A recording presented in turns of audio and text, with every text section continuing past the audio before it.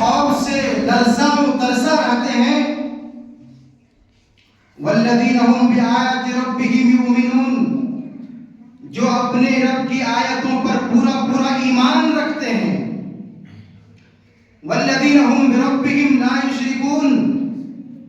اور جو اپنے رب کے ساتھ کبھی شرک نہیں کرتے، اپنے رب کی عبادت میں کسی کو پارٹنر اور شریک نہیں بناتے. والذین یؤتون ما آتوا وقلوبهم وجلۃ انہم الی ربہم راجعون، اور یہ وہ لوگ ہیں جو دیتے ہیں تو اس حال میں دیتے ہیں کہ ان کے دل کانپ رہے ہوتے ہیں، لرز رہے ہوتے ہیں، اس تصور سے کہ وہ اپنے رب کی طرف لوٹنے والے ہیں، وہ اپنے رب کی طرف رجوع کرنے والے ہیں.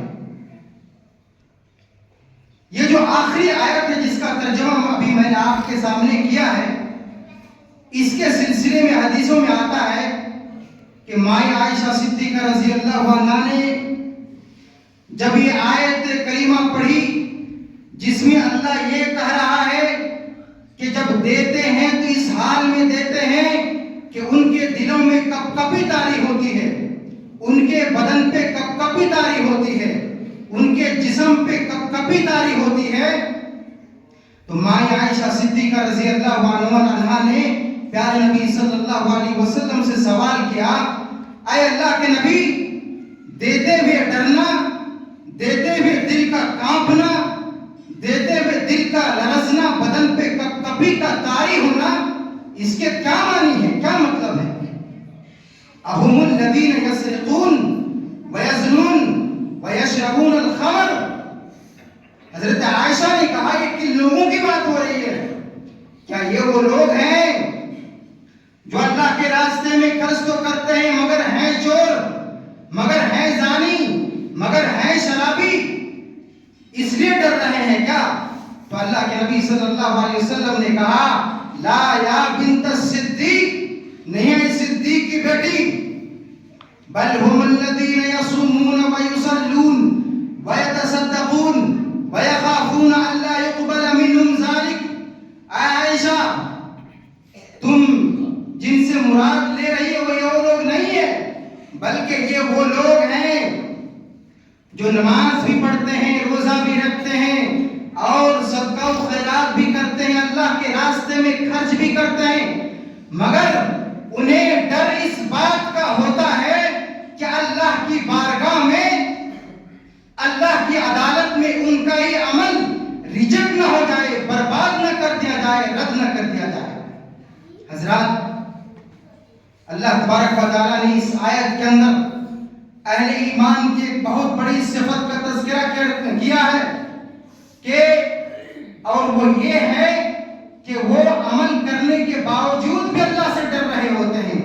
وہ باعمل رہ کر بھی اللہ سے ڈرتے ہیں. ایک طرف غافل بندوں کا یہ عالم ہے کہ بے عمل رہ کر بھی، بلکہ بد عمل رہ کر بھی پوری طرح مطمئن، بے نمازی رہ کر بھی، فاسق و فاجر رہ کر بھی، اللہ کا نافرمان بن کر اس زمین پر زندگی گزارتے ہوئے پوری طرح مطمئن رہتے ہیں. اس کی زندگی میں کوئی ٹینشن نہیں، اس کی زندگی میں آخرت کا کوئی احساس نہیں. اور ایک طرف اللہ کے بندوں کا یہ عالم ہے کہ وہ بے باعمل رہ کر بھی عمل کرنے کے باوجود اللہ سے ڈر رہے ہوتے ہیں. حضرات، آج کے خطبے میں اسی صفت پر، اہل ایمان کی اسی صفت پر تبصرہ کرنے، گفتگو کرنے جا رہا ہوں جو صفت کے صفت خشیت ہے. حضرات، زندگی میں دو بہت بڑی عبادتیں ہیں جو دونوں بڑی قلبی عبادتیں ہیں. ایک ہے اللہ کی محبت اور ایک ہے اللہ کا خوف. اللہ کی رحمت ہم سے اس کی محبت کی عبادت کرواتی ہے، اور اللہ کا عذاب ہم سے اس کے خوف کی عبادت کرواتی ہے. اللہ نے کہا، نَبِّئْ عِبَادِیَ أَنِّی أَنَا الْغَفُورُ الرَّحِیمُ وَأَنَّ عَذَابِی هُوَ الْعَذَابُ الْأَلِیمُ. اے پیغمبر، میرے بندوں کو بتا دو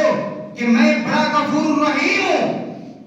میں بڑا معاف کرنے والا ہوں. وہی یہ بھی بتا دو کہ وَأَنَّ عَذَابِی هُوَ الْعَذَابُ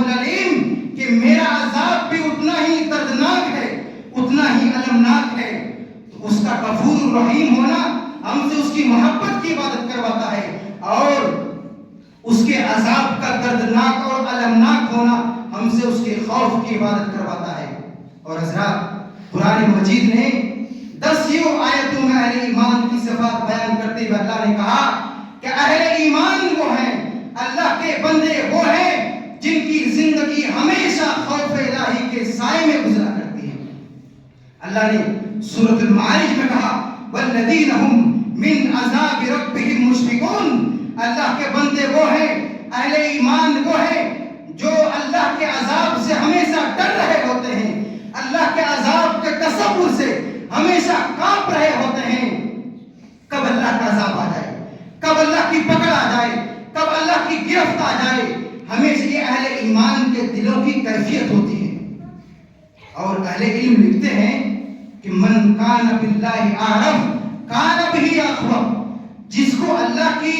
جتنی زیادہ معرفت حاصل ہوگی وہ اللہ سے اسی قدر ڈرنے والا ہوگا، یعنی جس کو اللہ کی قدرت کا جتنا زیادہ علم ہوگا وہ اللہ سے اسی قدر ڈرنے والا ہوگا، جس کو اللہ کی عظمت کا جتنا زیادہ علم ہوگا وہ اللہ سے اسی قدر ڈرنے والا ہوگا، جسے اللہ کی بڑائی، اللہ کی قدرت، اللہ کی عظمت، اللہ کی وحدانیت کا جتنا زیادہ علم ہوگا وہ اللہ سے اسی قدر ڈرنے والا ہوگا۔ اسی لیے اللہ نے قرآن مجید کے اندر ارشاد فرمایا کہ انما یخشی اللہ من عبادہ العلماء، کہ اللہ رب العالمین سے سب سے زیادہ اس زمین پر وہی ڈرتے ہیں جن کے پاس حقیقی معنوں میں علم ہوتا ہے۔ میرے بھائیو، اللہ کے نبی صلی اللہ علیہ وسلم کی آپ زندگی پڑھیے، اس امت میں نہیں پوری انسانیت کے اندر اللہ کے نبی صلی اللہ علیہ وسلم اللہ کو سب سے زیادہ جاننے والے تھے، سب سے زیادہ پہچاننے والے تھے، سب سے زیادہ اللہ کی معرفت اللہ کے نبی صلی اللہ علیہ وسلم کو حاصل تھی۔ یہی وجہ ہے کہ اللہ کے نبی صلی اللہ علیہ وسلم کو ہمیشہ یہ خوف آپ کو جگائے رکھتی تھی۔ آپ راتوں رات عبادت کرتے تھے، آپ کے پیروں میں ورم آ جاتا تھا، آپ کے پیر پھول جایا کرتے تھے، آسمان سے آنے والی وحی اللہ کے نبی صلی اللہ علیہ وسلم کو بشارت سناتے تھے کہ اے اللہ کے نبی، اے محمد، لیغفر لک اللہ ما تقدم من ذنبک وما تأخر، کہ آپ کے اگلے پچھلے تمام گناہ معاف، اور آپ اللہ سے اس قدر ڈرنے والے ہیں، آپ ہمیشہ اللہ سے ڈر کر جیا کرتے تھے۔ میرے بھائیوں، اور یہی وجہ ہے کہ فرشتے اللہ رب العالمین سے سب سے ڈرنے والے ہوتے ہیں۔ اور اور طرف بات ہے، اللہ تعالیٰ نے قرآن میں فرمایا کہ وَهُمْ مِنْ خَشْيَتِهِ مُشْفِقُونَ، کہ فرشتے اللہ کے خوف سے، اللہ کے ڈر سے ہمیشہ کانپ رہے ہوتے ہیں۔ اور غور طرف بات یہ ہے،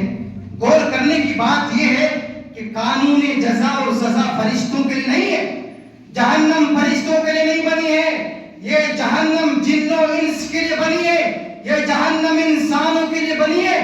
اور جس کے لیے جہنم نہیں ہے وہ اللہ سے اس قدر ڈر رہے ہیں۔ قرآن کہتا ہے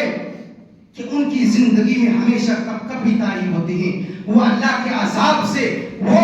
جہنم کے تصور سے ہمیشہ کانپ رہے ہوتے ہیں۔ میرے بھائیو، ایک حدیث میں ہے کہ جبرائیل امین سے پیارے نبی صلی اللہ علیہ وسلم سے سوال کیا، پیارے نبی نے جبرائیل سے پوچھا کہ مالی لا ارى میکائیل ضاحکا قط،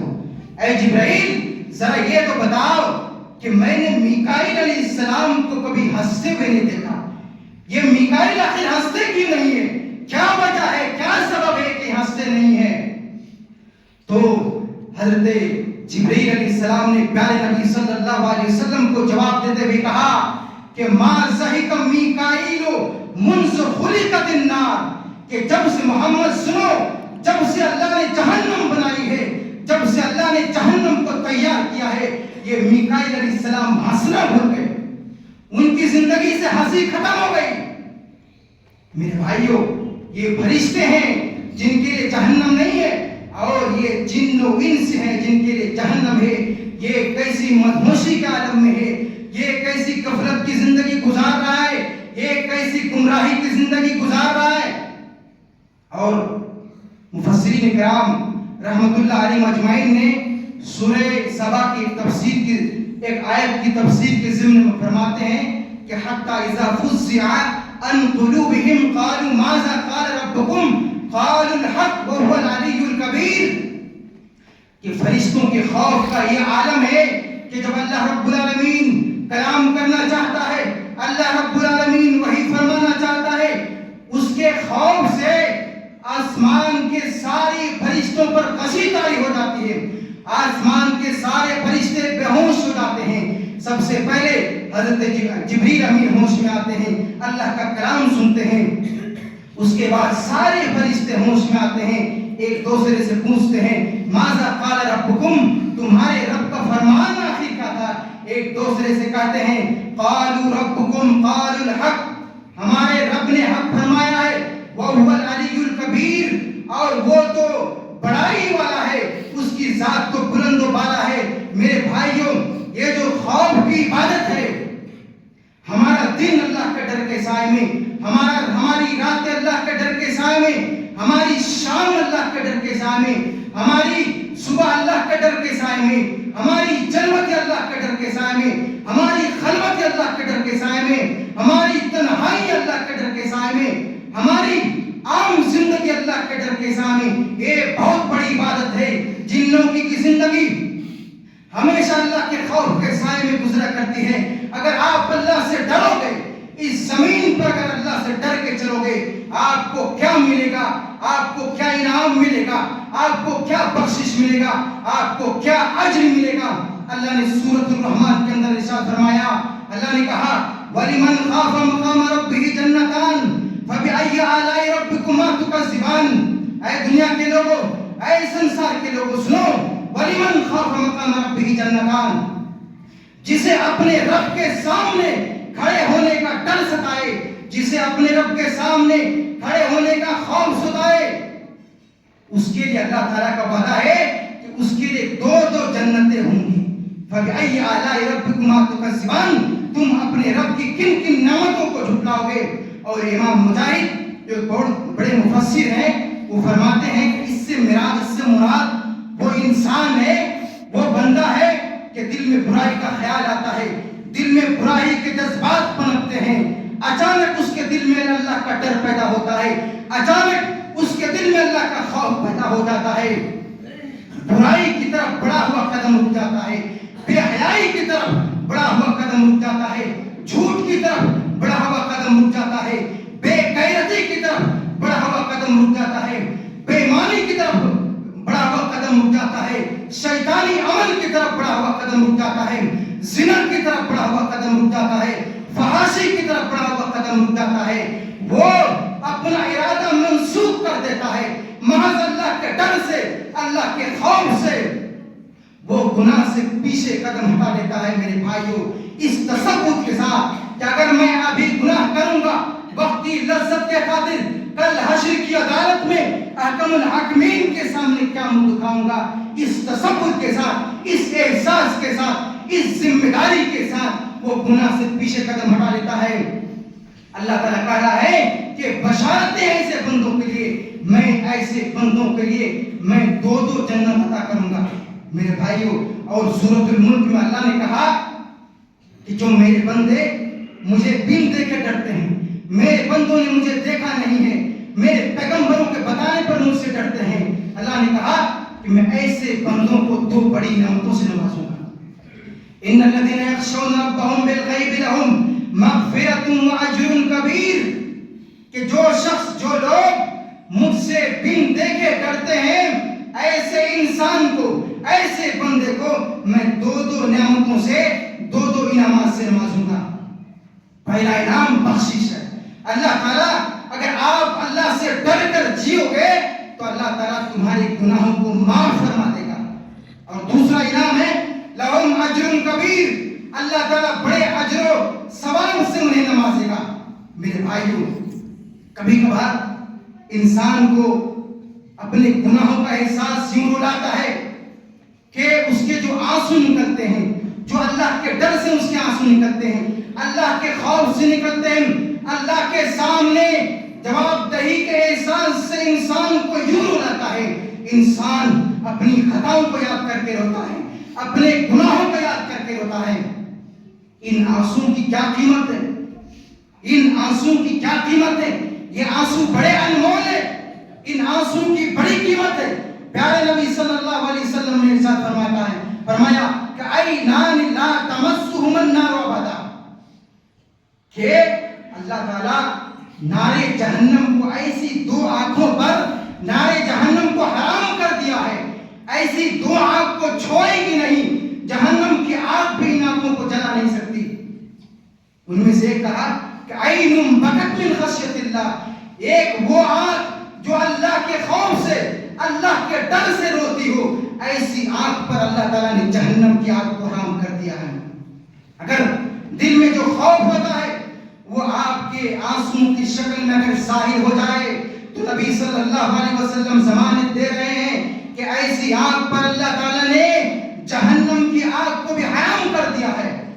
اور لسان نبوت نے اسی مفہوم کو ایک دوسری روایت میں دوسرے الفاظ کے ساتھ فرمایا کہ لا یلج النار رجل بکا من خشیت اللہ حتی یعود اللبن فی الزرع، کہ ایک انسان اگر اللہ رب العالمین سے خوف کھانا سیکھ لے، اللہ رب العالمین کے ڈر سے آنسو بہانا سیکھ لے، وہ شخص، وہ انسان، وہ بندہ اس وقت تک جہنم میں داخل نہیں ہو سکتا جب تک کہ جانور کے تھن سے نتھرا ہوا دودھ اس کے تھن میں دوبارہ واپس نہ چلا جائے۔ کیا مطلب ہے اس کا؟ مطلب یہ ہے کہ جس طرح جانور کے تھن سے نکلا ہوا دودھ، جانور کے تھن سے نتھرا ہوا دودھ دوبارہ اس کے تھن میں جانا ناممکن ہے، اگر ایک انسان، ایک بندہ، ایک خطاکار انسان، ایک گناہگار انسان اپنے گناہوں کو یاد کر کے، اپنے خطاؤں کو یاد کر کے اگر رو دے، اپنی آنسوؤں کو بہا دے، اس شخص کا جہنم میں جانا اسی قدر ناممکن ہے۔ ان آنسوؤں کی بڑی قیمت ہے، اللہ رب العالمین نے بڑی فضیلت سے نوازا ہے، بہت بڑے انعام سے نوازا ہے۔ اور دوسرا انعام جو حشر کی عدالت میں ملنے والا ہے، حشر کی موقف میں ملنے والا ہے، 7 خوش نصیبوں کو اللہ تعالیٰ اپنے عرش کے سائے تلے جگا دے گا۔ وہاں کوئی عرش کا، وہاں کوئی سایہ نہ ہوگا، سارے کے سارے انسان پریشان ہوں گے، دنیا کے سارے لوگ پریشان ہوں گے۔ وہاں اللہ تعالیٰ 7 خوش نصیبوں کو جگا دے، ان میں سے ایک ہوگا وَرَجُلٌ ذَكَرَ اللَّهَ خَالِيًا فَفَازَتْ عَيْنَاهُ، ایک وہ شخص جو تنہائی میں اللہ کو یاد کرے، اللہ کی گرفت کو یاد کرے، اللہ کی پکڑ کو یاد کرے، اللہ کے عذاب کو یاد کرے، اللہ کی جہنم کو یاد کرے، اور اس کی آنکھوں سے بے ساختہ آنسو آ جائے۔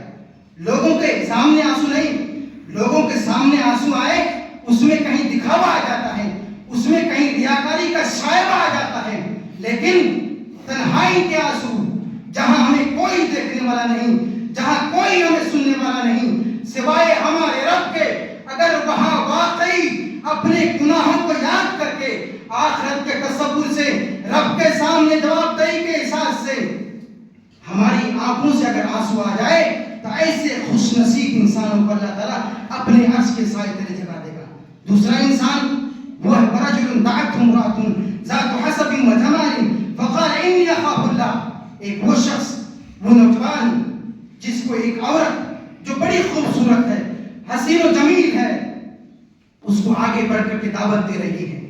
بڑی برادری کی ہے، اونچے خاندان ہے، اونچے خاندان والی ہے، بڑا حسب و نسب رکھتی ہے، اور آگے بڑھ کر کے خود دعوت دے رہی ہے، گناہ کی، زنا کی دعوت دے رہی ہے، اور آگے سے نوجوان کہتا ہے، وہ شخص کہتا ہے کہ انی اخاف اللہ، میں اللہ سے ڈر رہا ہوں، کوئی دیکھے نہ دیکھے، اللہ دیکھ رہا ہے، میں اللہ سے ڈر رہا ہوں۔ میرے بھائیوں، آج جس ماحول میں ہم جی رہے ہیں، جس کلچر میں ہم جی رہے ہیں، جس معاشرے میں ہم جی رہے ہیں، جن حالات میں ہم جی رہے ہیں، گلی گلی یہی ماحول ہے، گلی گلی یہی کلچر ہے، عریانیت کا ماحول ہے، ننگے پن کا ماحول ہے، برہنگی کا ماحول ہے، برائی نعوذ باللہ کلم کلہ دعوت دے رہی ہے۔ اور یہ جو موبائل کی آفت ہے، جو ہمارے جیب میں ہے، ہمارے ہاتھ میں ہے، ہمارے بند کمروں میں ہے، اس کے اندر ساری برائی موجود ہے، اور ہم تنہائیوں میں رہ کر کون سی ایسی برائی جو نہیں کرتے ہیں، کون سی ایسی تصویر ہے جو نہیں دیکھتے ہیں۔ ایسی حالت میں، ایسے موقع پر جو بندہ کہے موبائل کھولا، ننگی تصویر آ گئی، ننگی ویڈیو آ گیا، اور فوراً چہرہ پھیر لیا، ننگی ویڈیو آ گیا، نازیبا ویڈیو آ گیا، فوراً ویڈیو کو ڈیلیٹ کر دیا، اور نوجوان اگر کہے کہ انی اخاف اللہ، میں اللہ سے ڈرتا ہوں، اگر ایسے موقع پر، ایسے حالات میں اگر کوئی انسان، کوئی شخص، کوئی نوجوان اپنے ایمان کی حفاظت کرتے ہوئے، اپنے اسلام کی حفاظت کرتے ہوئے اپنی آنکھوں کی حفاظت کرے گا، اپنے ایمان کی حفاظت کرے گا، اللہ تعالیٰ ایسے انسان کو، ایسے خوش نصیب کو اپنے عرش کے سائے تلے جگہ دے گا۔ حضرات، یہ اللہ تعالیٰ کا خوف، یہ اللہ تعالیٰ کا ڈر، یہ 24 گھنٹے کی عبادت ہے، یہ منٹ منٹ کی عبادت ہے۔ اللہ کے ڈر سے ہمارا دل آباد رہے، اللہ کے ڈر سے ہمارا دل معمور رہے، ہمیشہ